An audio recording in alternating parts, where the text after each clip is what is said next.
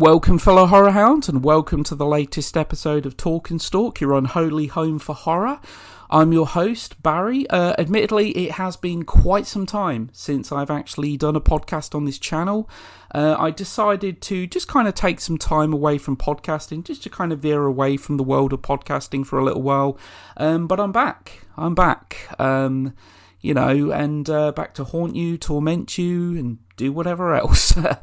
So today's topic is going to be, now, obviously everyone that knows me knows I'm a big horror movie fan, big movie buff in general, but when it comes to horror, one of my favourite subgenres is slasher. I'm a big slasher movie fan, and I just kind of wanted to talk about 5 of my favourite slasher movies from the golden age. Now, these films are all going to be non-franchised slasher films. I kind of wanted to steer away from the Halloweens, the Friday the 13th, and the Nightmare on Elm Streets, which are obviously the 3 biggest slasher movie franchises of the 80s. I mean, very much, these are going to be films from the golden age.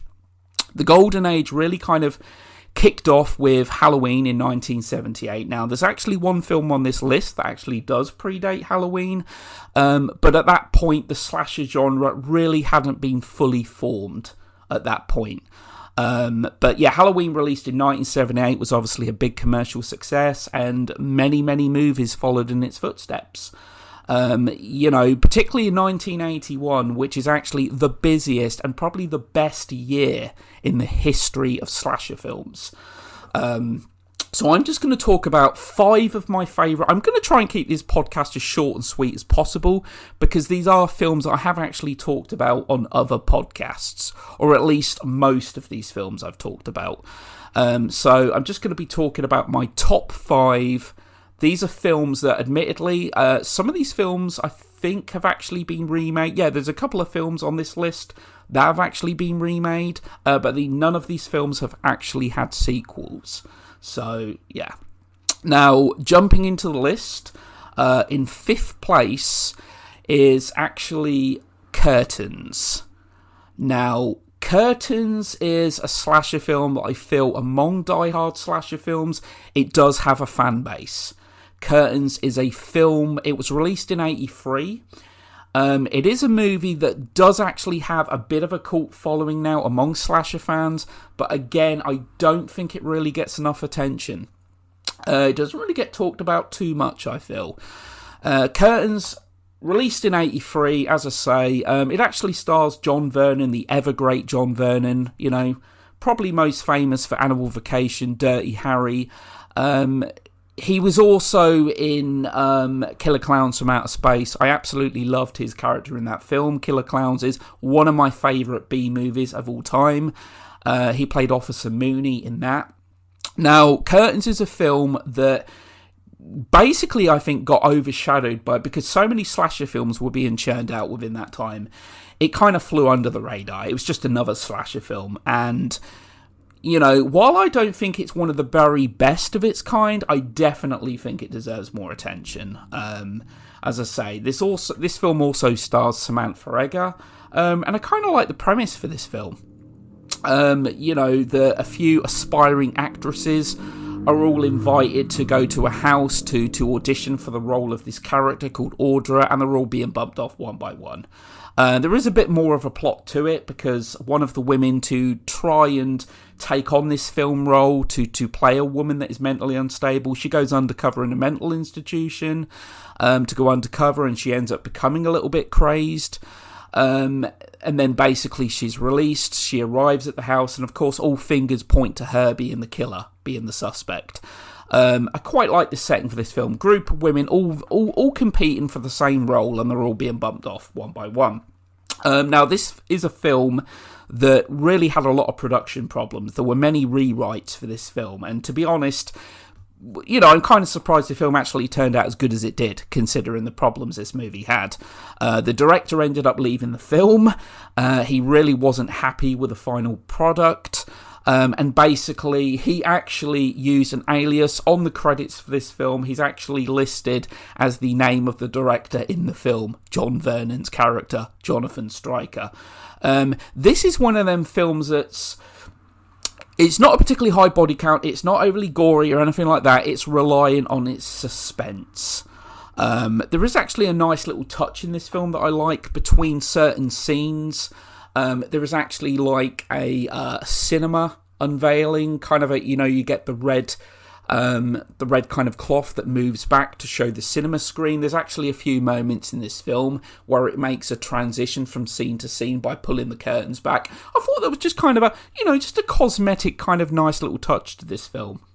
What really makes this film stand out to me is the mask. The mask in this film is one of the creepiest masks that I think we've ever seen in a slasher movie. The mask is creepy. It's a kind of old hag mask. And this film has its scenes of creepiness. There's one scene in particular in this movie that is very often talked about amongst slasher movie fans, but I do think is very creepy. This film is reliant on its suspense, and I think it has quite a good. This film actually stars Lynn Griffin, who actually starred in another film on this list as well. She actually has a much larger role in this movie than the other film on this list. But I think Curtains is one of them films that, I think it's quite an underrated slasher movie. Now, number 4 on this list is The Burning.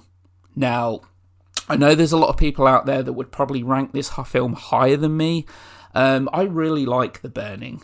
I think The Burning, it clearly followed in the footsteps of Friday the 13th, which came out the year before, for campsite slasher films, and it's one of the very best of its kind.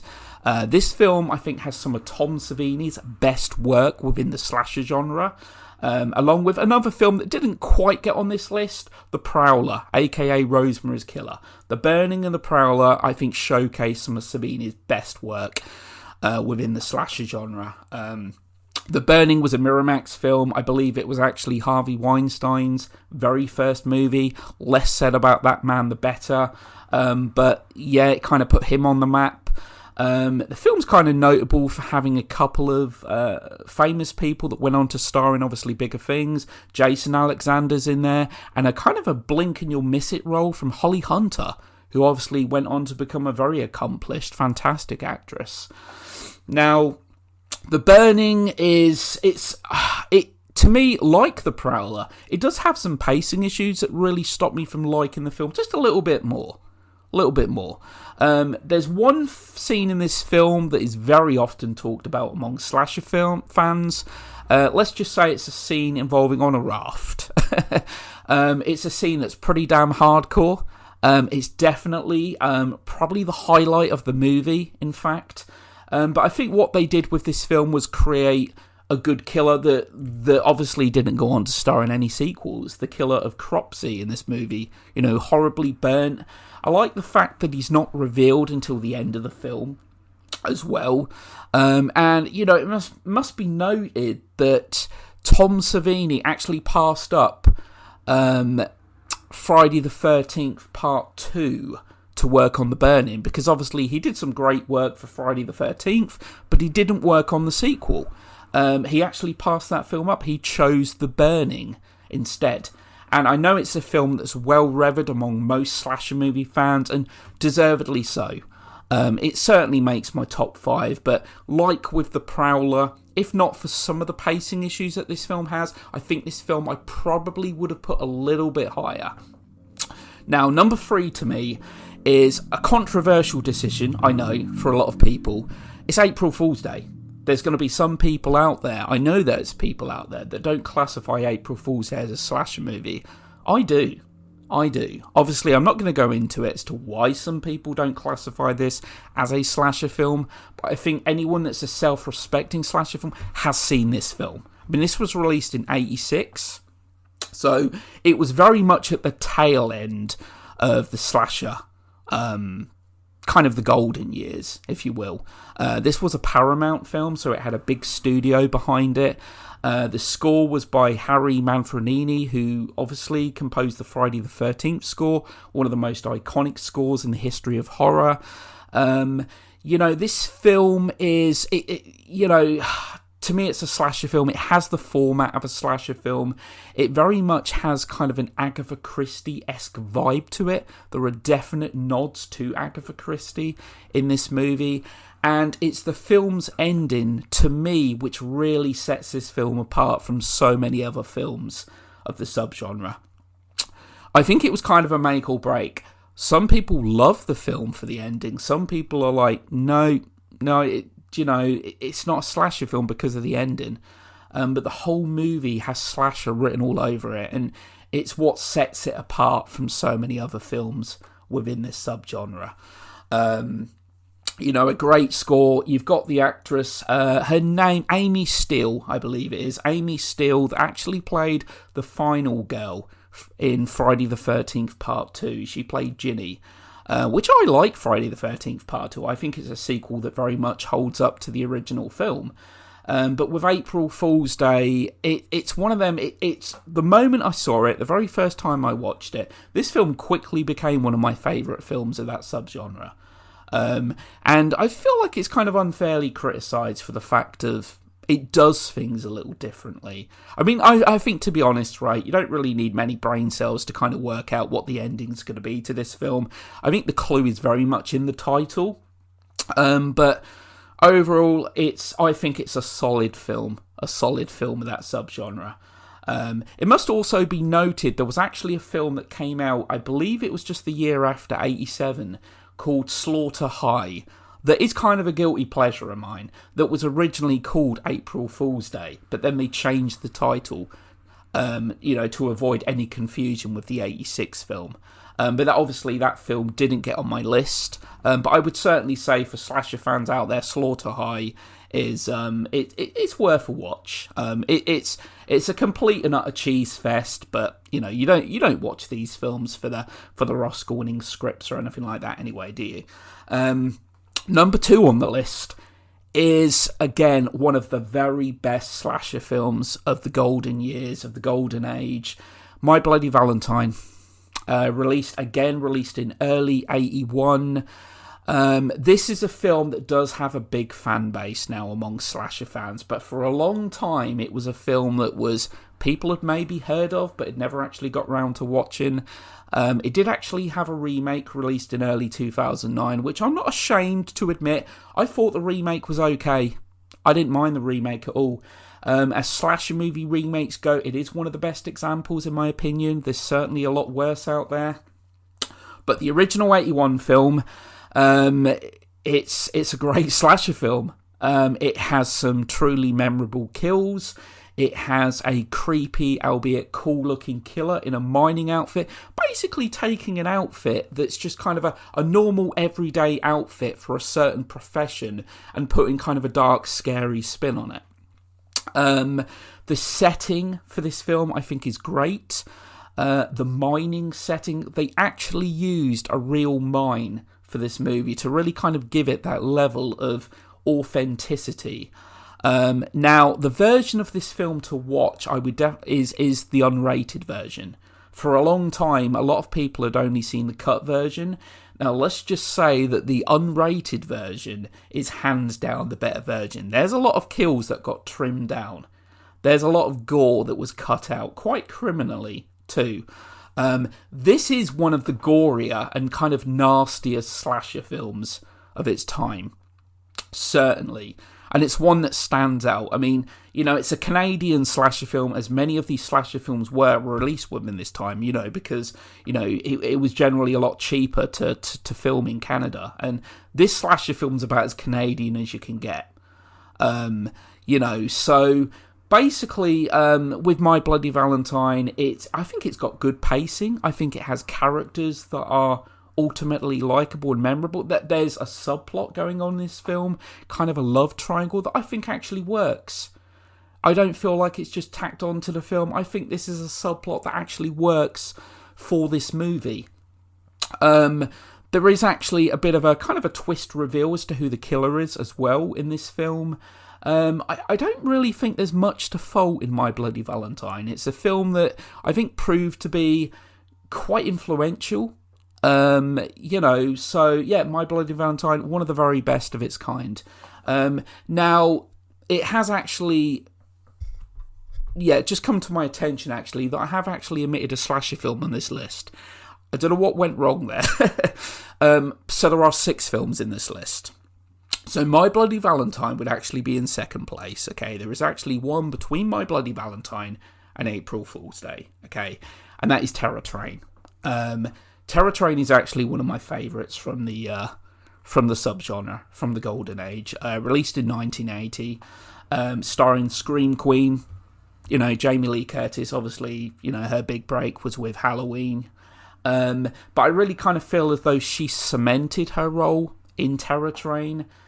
Halloween is the film that made her, and in Terror Train, it just kind of cemented her role as a scream queen. Her screams in this movie are every bit, if not so much more, vocal than what they are in Halloween. Now, Terror Train, again, it's one of them that, among slasher fans, I feel like it has a definite fan base, and that my introduction to this film was through a mention from Sidney Prescott in Scream.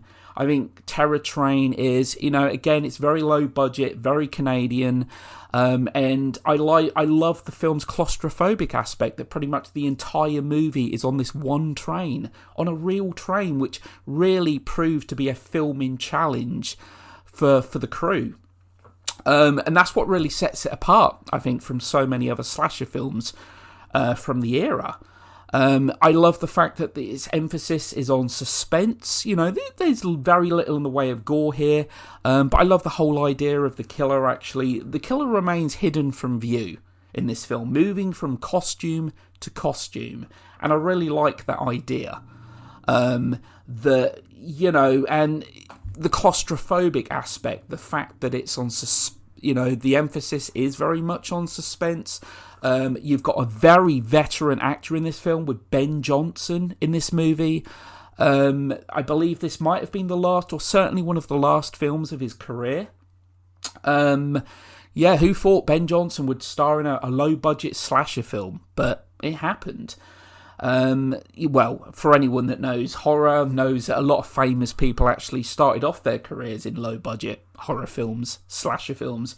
You know, maybe not their debuts, but certainly early on in their career. You know, Johnny Depp was Nightmare on Elm Street, and, you know, Kevin Bacon's, his second film was Friday the 13th, and Tom Hanks' movie debut was He Knows You're Alone. I mean, you know, you've got to start somewhere. But with Terror Train, I like the killer reveal at the end, which I'll admit, first time upon watching, I didn't really see coming. I kind of, you know, hit myself on the head for not kind of seeing it coming. But I think Terror Train is, aside from Halloween, because I'll be honest, I've never really been a big fan of Prom Night. I like Prom Night. I can understand it kind of set the template for many kind of high school slasher films to follow, but Prom Night is a film that had some real pacing issues, and I found that film a bit bland, to be honest. I've never been a big fan of Prom Night. To me, Terror Train was a better film, and Terror Train was released the very same year. It was released in 1980. I mean, this was directed by Roger Spottiswoode, who'd go on to do bigger and better things. I mean, he directed Pierce Brosnan's second Bond film in Tomorrow Never Dies. So yeah, Terror Train. Now, number one for me, hands down, this is a film that predates Halloween by 4 years. This is a film that does actually have a cult following now. It is actually considered a slasher classic. But this isn't a film that was a commercial success like Halloween. It had a very limited theatrical release, and that is Black Christmas. Black Christmas, released in 1974, is still an effectively scary film. Now, to me, this is probably still the scariest slasher film we've ever had. Aside from, you know, maybe Nightmare on Elm Street or even Halloween. I mean, Halloween is a film that is probably my favourite slasher movie of all time. But I'll admit, it's not a film that ever outwardly scared me. I fully appreciate the movie for what it is. I love Halloween. You know, certainly from a technical standpoint, Halloween is an incredibly well-made film. But when I first saw Black Christmas, that film really scared me. The fact of there's an air of mystery in this movie, you actually see very little of the killer. And I'm a big, firm believer in less is more. And it's the fact that you don't see much of the killer that makes it even scarier. The killer in this movie is disturbing. The telephone calls that the killer makes in this movie are really disturbing. The telephone calls that he makes between each murder. I mean, this stars John Saxon, obviously, you know, an acting legend, Enter the Dragon. I mean, too many films to mention. He was in Nightmare on Elm Street. It was in Tenebrae, one of my favourite Argento films. It stars Olivia Hussey as the final girl, who I thought was fantastic. That's the thing, but the casting in this film I think is great. I think Olivia Hussey makes for a fantastic final girl. Margot Kidder. I nearly called her Margot Robbie there. Margot Kidder is great. She's certainly a standout character in this film as the foul-mouthed Barb. I always love seeing Margot Kidder. Obviously went on to do bigger things. She was obviously Lois Lane and Superman, and, you know, so many credits to her name. What really makes this film work is the emphasis on suspense, to me, and the great sense of claustrophobia, because obviously a good majority of this film is set in the one house. I absolutely love the ending to this film as well. The ending to this film, obviously I'm not going to talk about it in case people haven't seen this movie, but yeah, the ending to this film is great. It's ambiguous, and again, it's kind of an open ending, if you will. It's funny, really, because Bob Clark, that directed this, actually went on to direct another Christmas film in '83, A Christmas Story, which I know is a fan favourite among a lot of film fans. I've never actually seen it myself, but from what I know, it's a very feel-good, family-friendly Christmas film. So he's directed both a horror Christmas film and your traditional kind of family-friendly Christmas films. You know, quite a contrast to Black Christmas. So yeah, Black Christmas to me is still an effectively creepy movie. It's well made. You know, one of the earlier films to, you know, even though Halloween kind of set the trend, if you will, set the template, Black Christmas did it before Halloween, in a way, 4 years prior. We get the point of view shots in this film. The deaths, while, you know, this is a film that isn't gory or anything like that, the deaths are memorable. There's one scene in particular involving a glass unicorn that I think is a great kill. Yeah, Black Christmas to me is it's my favourite non-franchise slasher movie of all time, and I think it still holds up remarkably well. Now, it's a pretty bleak film, but there are injections of humour in this film as well. There is humour that does lighten the tone on occasion, etc. But yeah, the whole kind of it's obviously based on that classic urban legend.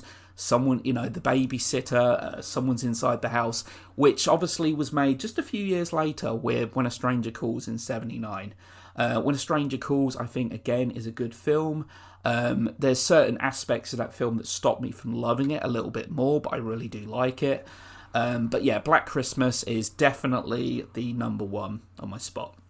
So, yeah, I think that's pretty much it wrapped up. Yeah, I just want to say thanks to everyone that listened. There are loads more slasher films out there that I would highly recommend to horror fans.